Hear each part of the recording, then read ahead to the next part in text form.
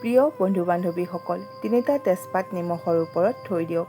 এই উপায়টো সৰু হ'লেও ইমানেই প্ৰভাৱশালী যে যি বেয়া শক্তি আজি আপোনাৰ ঘৰত আছে সেইটো এই সৰু উপায়টোৰে সম্পূৰ্ণৰূপে দূৰ হৈ পৰিব। জানি লওক যে আজি যি নকাৰাত্মক উৰ্জা আপোনাৰ ঘৰৰ কোণাই কোণাই বিয়পি আছে, যাৰ কাৰণে ঘৰখনত বাৰে বাৰে হাই কাজিয়াৰ সৃষ্টি হৈ থাকে, বেমাৰ আজাৰ হৈ থাকে বা মন সদায় বেয়া হৈ থাকে আৰু অশান্তিৰে ভৰি থাকে, সেইটো এই এটা সৰু উপায়ৰ পিছত লাহে লাহে সম্পূৰ্ণৰূপে নোহোৱা হৈ পৰিব, কিয়নো ই চিধা ঘৰখনৰ নকাৰাত্মক শক্তিৰ ওপৰত কাম কৰে। প্ৰিয় বন্ধু-বান্ধৱীসকল, হয়তো আপুনি প্ৰায়ে অনুভৱ কৰি আহিছে যে কিছু কিছু ঘৰত সকলোৱে যিমানেই কষ্ট নকৰক কিয়, যিমানেই ভাল নিয়ত নাৰাখক কিয়, তথাপিও সেইখন ঘৰত শান্তি বজাই নাথাকে। ঘৰখনত বাৰে বাৰে সৰু সুৰা কথাতে হাই কাজিয়া হ'বলৈ ধৰে। ল'ৰা-ছোৱালীৰ পঢ়া শুনাত মন নবহে। ঘৰখনৰ সদস্যসকলে একো কাৰণ নোহোৱাকৈয়ে বেমাৰত পৰি থাকে আৰু ৰাতি শোৱাৰ সময়ত এক আচৰিত ধৰণৰ অশান্তিৰ অনুভৱ হয়। কেতিয়াবাতো ঘৰখনলৈ অহা অতিথিও কিবা আচহুৱা অনুভৱ কৰে। এই সকলোবোৰ ঘৰখনত জমা হৈ থকা বেয়া আৰু নকাৰাত্মক শক্তিৰে প্ৰভাৱ হয়। গতিকে প্ৰিয় বন্ধু-বান্ধৱীসকল, ঘৰত জমা হৈ থকা এনেকুৱা ধৰণৰ বেয়া শক্তিবোৰ দূৰ কৰিবলৈকে আজিৰ এই ভিডিঅ'টোত আমি আপোনালোকক এই ৩টা তেজপাত আৰু নিমখৰ এই উপায়ৰ কথা জনাবলৈ গৈ আছোঁ। তেজপাতক আমাৰ শাস্ত্ৰত সকাৰাত্মক উৰ্জা বিয়পোৱা আৰু বেয়া শক্তি দূৰ কৰা সকলোতকৈ প্ৰভাৱশালী বস্তু বুলি মনা যায় আৰু নিমখক সকলো নকাৰাত্মকতা শুহি ল'ব পৰা তত্ত্ব বুলি মনা যায়। যেতিয়া এই দুয়োটাক একেলগে প্ৰয়োগলৈ অনা যায়, তেন্তে ই ঘৰৰ পৰা বেয়া শক্তিক একেবাৰে দূৰ কৰাত অত্যন্ত প্ৰভাৱশালী বুলি মনা যায়। গতিকে ভিডিঅ'টোৰ মাজলৈ যোৱাৰ আগতে আপোনালোকৰ ওচৰত এটা সৰু অনুৰোধ। যদি আপোনালোক আমাৰ এই চেনেলটোলৈ নতুনকৈ আহিছে, তেন্তে আমাৰ এই ভিডিঅ'টো লাইক কৰি আন 10জনে উপকৃত হ'ব পৰাকৈ ভিডিঅ'টো শ্বেয়াৰ কৰি দিয়ে যেন। আৰু যদি আপুনি প্ৰভু শ্ৰীৰামৰ প্ৰিয় ভক্ত হয়, তেন্তে কমেণ্ট বক্সত জয় শ্ৰীৰাম বা জয় হনুমান বুলি লিখি দিবলৈ পাহৰি নাযাব। তেন্তে আহক ভিডিঅ'টো আৰম্ভ কৰোঁ। প্ৰিয় বন্ধু-বান্ধৱীসকল, ধ্যান দি শুনিব, কিয়নো প্ৰতিটো বস্তুৰে নিজা নিজা মহত্ব থাকে আৰু যদি আপুনি বিধিপূৰ্বক এই উপায়টো কৰিব পাৰে, তেন্তে 101% আপোনাৰ ঘৰৰ পৰা বেয়া শক্তি আপোনাৰ ঘৰৰ পৰা দূৰ হৈ যাব। সৰ্বপ্ৰথমে আপুনি 3টা তেজপাত ল'ব লাগিব। ধ্যান ৰাখিব যে এই পাতকেইটা যাতে চিঙা ফটা নহয়, একেবাৰে চাফ চিকুণ আৰু নিখুঁত তেজপাত ল'ব লাগিব।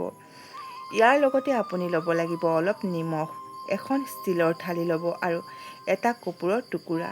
তাৰ পাছত আপুনি এই গোটেই বস্তুখিনি লৈ আপোনাৰ ঘৰৰ মুখ্য দুৱাৰৰ সন্মুখত বা পূজা স্থানত বহি ল'ব, য'ত আপোনাক কোনেও মাত লগাব নোৱাৰে, কোনেও ডিষ্টাৰ্ব কৰিব নোৱাৰে। এই উপায়টো আপুনি শনিবাৰৰ দিনা সন্ধিয়া সময়ত সন্ধ্যাবাতি দিয়াৰ ঠিক আগে আগে কৰিব লাগিব, কিয়নো শনিবাৰৰ দিনটোত ঘৰখনৰ বেয়া শক্তি আৰু নকাৰাত্মক উৰ্জাক দূৰ কৰাৰ কাৰণে সকলোতকৈ প্ৰভাৱশালী দিন বুলি মনা যায়। তেন্তে আপুনি কি কৰিব? প্ৰথমে আপুনি লোৱা ষ্টীলৰ থালখনত এমুঠি নিমখ লৈ লওক। তাৰ পাছত সেই তেজপাতকেইটা আপোনাৰ দুয়োখন হাতত লৈ লওক, চকু বন্ধ কৰি লওক আৰু মনৰ ভিতৰত এনেকৈ ভাবক যে আমাৰ ঘৰত যি বেয়া শক্তি আছে, যি নকাৰাত্মক উৰ্জা লুকাই আছে, সেয়া আজি এই 3টা তেজপাত আৰু নিমখৰ শক্তিৰে সম্পূৰ্ণ ৰূপত আমাৰ ঘৰৰ পৰা বাহিৰলৈ ওলাই যাওক। এই কথাখিনি মনৰ ভিতৰতে আপুনি 3বাৰ ভাবক।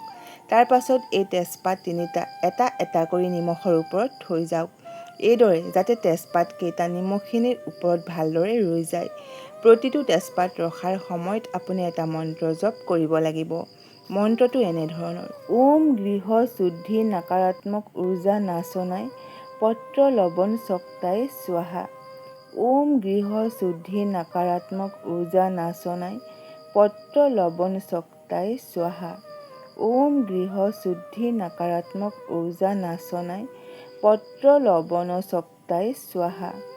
3টা তেজপাত ৰখাৰ পাছত আপুনি এই থালিখনৰ ওপৰত কৰ্পূৰৰ টুকুৰাটো জ্বলাই দিব লাগিব আৰু ভগৱান শিৱক প্ৰাৰ্থনা কৰিব লাগিব, কিয়নো ভগৱান শিৱই হৈছে সকলো বেয়া শক্তি, সকলো নকাৰাত্মক উৰ্জাক নষ্ট কৰিব পৰা সকলোতকৈ শক্তিশালী দেৱতা বুলি মনা যায়।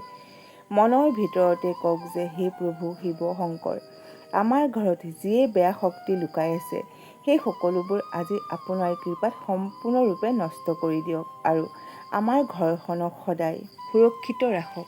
এই প্ৰাৰ্থনাটো কৰাৰ পাছত কৰ্পূৰৰ টুকুৰাটো সম্পূৰ্ণৰূপে জ্বলি যাবলৈ দিয়ক।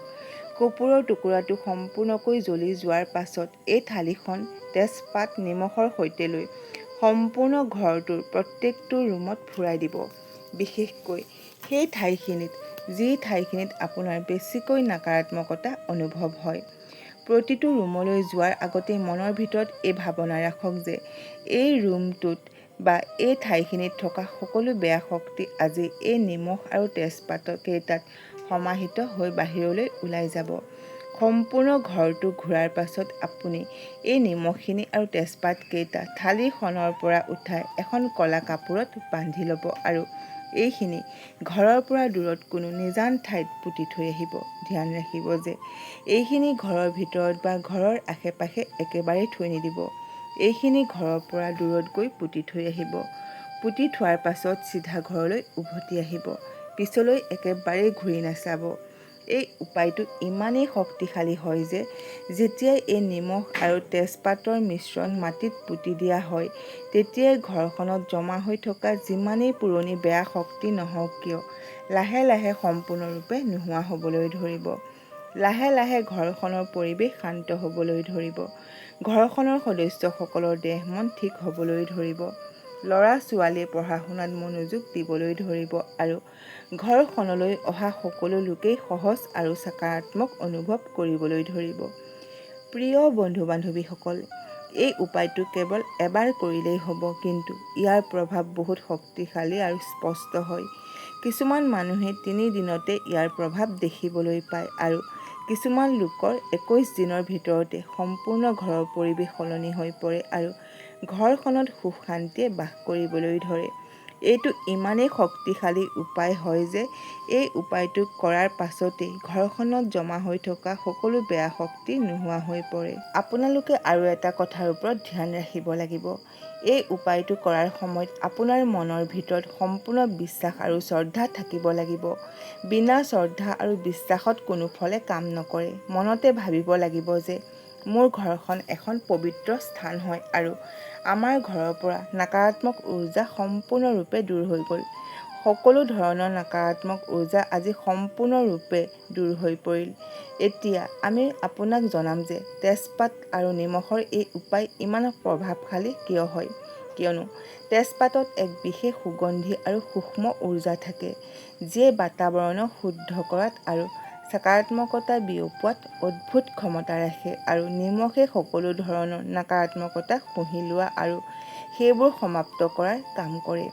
3 সংখ্যাটোক ত্ৰিদেৱ মানে ব্ৰহ্মা, বিষ্ণু আৰু মহাদেৱৰ প্ৰতীক বুলি মনা যায়। সেইকাৰণে 3টা তেজপাতে এই উপায়টোক আৰু বেছি প্ৰভাৱশালী বনায়। প্ৰিয় বন্ধু বান্ধৱীসকল, আমি সকলোৱে আগৰ পৰাই দেখি আহিছোঁ যে সকলোৱে সদায় ধূপ ধূনা আৰু নিমখৰ উপায় কৰি আহিছে, কাৰণ ই নকাৰাত্মকতাক দূৰ কৰাত সহায় কৰে। ঠিক এনেদৰে ই এই উপায়টোত কাম কৰে। কেৱল আমি ইয়াক তেজপাতৰ সুগন্ধিৰ সৈতে মিলাই বিশেষ ৰূপত ঘৰৰ পৰা বেয়া শক্তিক দূৰ কৰাৰ কাৰণে প্ৰয়োগ কৰিছোঁ। গতিকে উপায়টো এবাৰ কৰক আৰু ইয়াৰ লাভ উঠাওক। আশা কৰিলোঁ আজিৰ এই ভিডিঅ'টো আপোনালোকৰ ভাল লাগিল। যদি ভাল লাগিল তেন্তে আমাৰ এই চেনেলটো লাইক কৰক, শ্বেয়াৰ কৰক আৰু লগতে আমাৰ এই চেনেলটো ছাবস্ক্ৰাইব কৰি দিয়ক। আজিলৈ ইমানেই। শুনি থাকক জ্ঞানৰ গংগা।